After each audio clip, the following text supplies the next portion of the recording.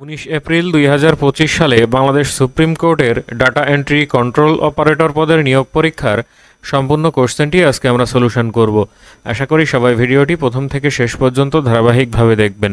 পরীক্ষার পূর্ণ মান ছিল 90, সময় ছিল 90 মিনিট। 1 নম্বর কোশ্চেনটি হচ্ছে, নিম্নোক্ত বাগধারাসমূহের অর্থ লিখুন। রাবণের চিতা এর অর্থ হচ্ছে চির অশান্তি। রাশভারী এর অর্থ হচ্ছে গুরুগম্ভীর। ননির পুতুল এর অর্থ হচ্ছে কর্মবিমুখ। ক্ষয়ের খা এর অর্থ হচ্ছে তোষামোদকারী বা চাটুকার। কলমি কাপ্তেন এর অর্থ হচ্ছে দরিদ্র কিন্তু বিলাসী। 2 নম্বর কোশ্চেনটি হচ্ছে, এক কথায় প্রকাশ করুন। হনন করার ইচ্ছা এর এক কথায় প্রকাশ হচ্ছে জিঘাংসা। যার উপস্থিত বুদ্ধি আছে প্রত্যুৎপন্নমতি। উপকারীর অপকার করে যে কৃতঘ্ন। যা বারবার দুলছে দোদুল্যমান। খেয়া পার করে যে পাটনি। 3 নম্বর কোশ্চেনটি হচ্ছে, বানান শুদ্ধ করে লিখুন। স্টেশন শব্দের শুদ্ধ বানান হচ্ছে দন্তস্বয় টয়কার তালবস্য দন্তান্ন স্টেশন। প্রতিযোগিতা এর শুদ্ধ বানান হচ্ছে পয়রাফলা তয়রস্যি অন্তুজয় ওকার গয়রহস্যি তয়াকার প্রতিযোগিতা। এখানে দীর্ঘ ইকার হবে না, হ্রস্ব ইকার হবে। বিভীষিকা এর শুদ্ধ বানান হচ্ছে বরস্যি ভয় দীর্ঘই মূর্ধন্যস্বয় রস্যি কয়াকার বিভীষিকা। স্বায়ত্তশাসন এর শুদ্ধ বানান হচ্ছে দন্তস্বয় বয়াকার অন্তস্থ তয় তয় তালবস্বয়াকার দন্তস্ব দন্তান্ন স্বায়ত্তশাসন।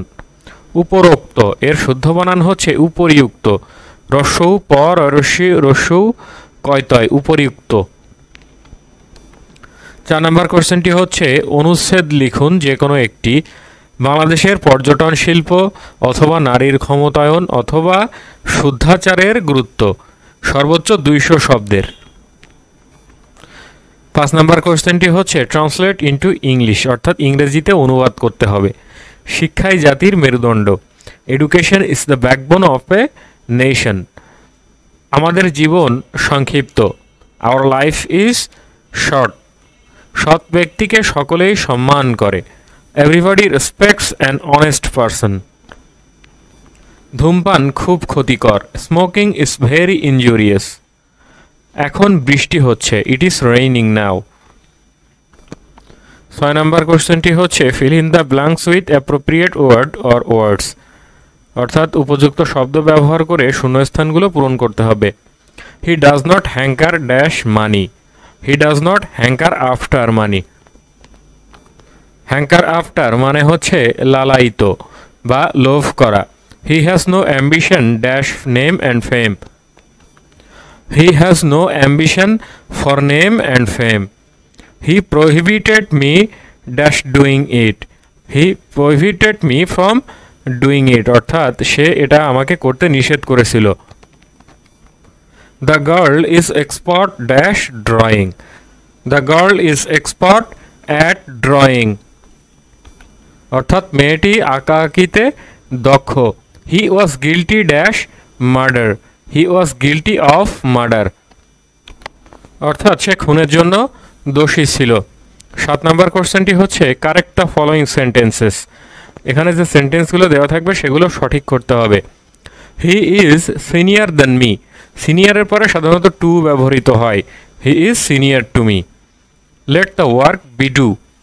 এখানে হবে বি ভার্বের পরে ভার্বের পাস্ট পার্টিসিপল ফর্ম হবে অর্থাৎ let the work be done. If he comes I would have gone. এখানে যেহেতু ইফ হি কামস আছে তাহলে এখানে এই পাস্ট পার্টিসিপল ফর্ম হবে না। If he comes I shall go বা I will go. He does not know to swim.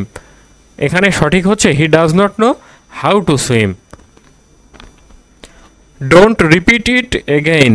এখানে এই এগেইন কথাটা অতিরিক্ত, এর দরকার নেই।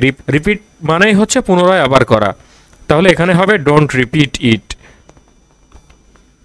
8 নম্বর কোশ্চেনটি হচ্ছে, write a paragraph any one global warming or a smartphone maximum 150 ওয়ার্ডস অর্থাৎ সর্বোচ্চ 150টি ওয়ার্ডের একটা প্যারাগ্রাফ লিখতে হবে গ্লোবাল ওয়ার্মিং মানে বৈশ্বিক উষ্ণায়ন অথবা এই যে স্মার্টফোন এই বিষয় নিয়ে। এখান থেকে আপনারা দেখে নিতে পারেন।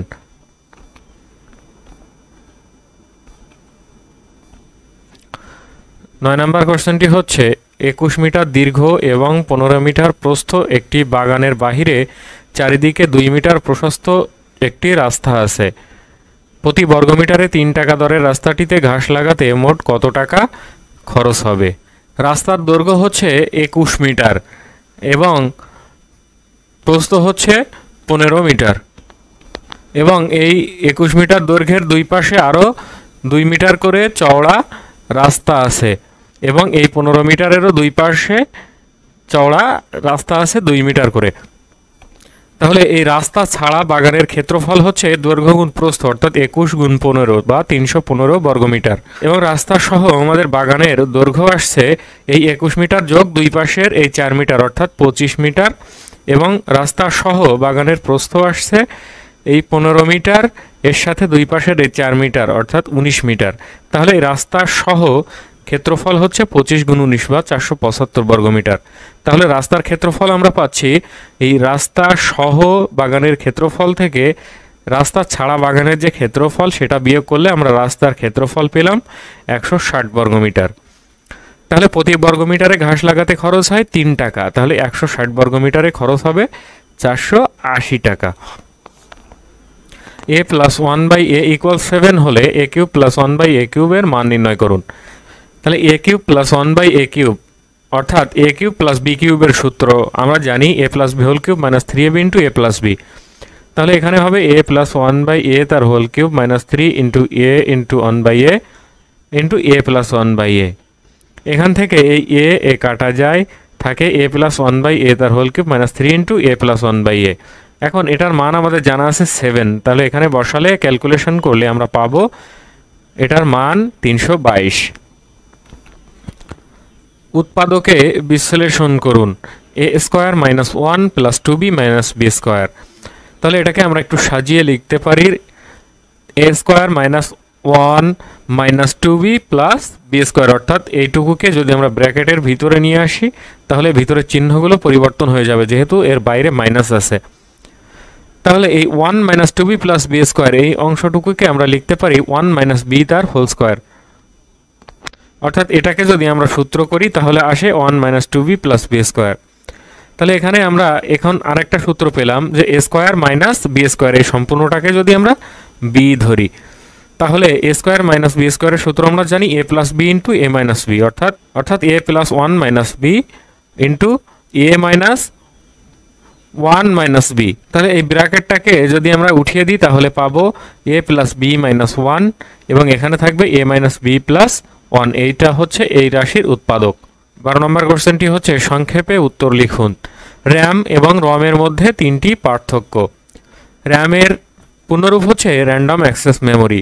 র্যাম হচ্ছে ভোলাটাইল মেমোরি অর্থাৎ এখানে বিদ্যুৎ চলে গেলে এই র্যামের তথ্য মুছে যায় অর্থাৎ বিদ্যুৎ প্রবাহ বন্ধ হলে র্যামের সকল তথ্য মুছে যায়। এবং রমের পূর্ণরূপ হচ্ছে রিড অনলি মেমোরি। এটা হচ্ছে নন ভোলাটাইল মেমোরি অর্থাৎ বিদ্যুৎ প্রবাহ বন্ধ করলে এর সকল তথ্য মুছে যায় না।